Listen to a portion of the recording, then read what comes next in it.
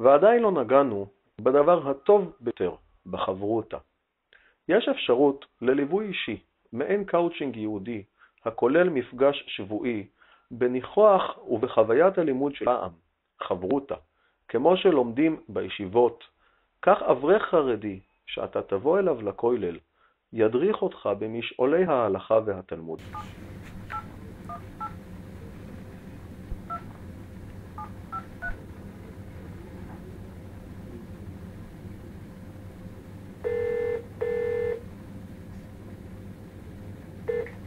הלו.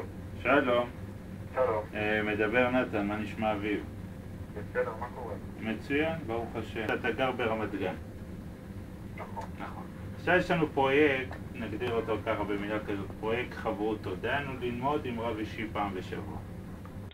אם תרצה, זו גם הזדמנות מצוינת ומסקרנת רק בשביל להכיר מקרוב את העולם החרדי. אבל אם תרצה, גם כוללים בהם הלימוד הוא יום-יום.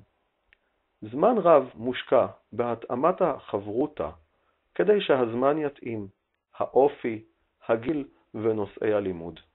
אנחנו מזמינים את כל עם ישראל לבוא לחוות לימוד תורה, נעימות של תורה. יש לנו גם שבתות, נועם של שבת. מרגישים כאן נועם השם, אהבת הבריות,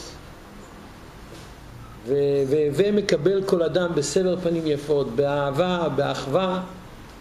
מקוים כאן ואהבת לרעך כמוך בצורה מאוד מאוד מאוד מאוד נעימה.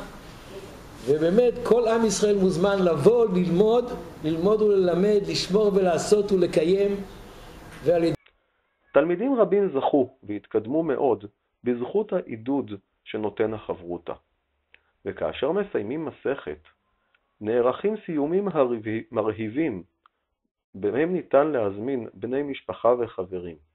חלק מהסיומים מתקיימים בבתיהם של גדולי ישראל. הרב חיים קנייבסקי, הרב פוברסקי, ראש ישיבת פונביץ', הרב שמואל יעקב בורשטיין.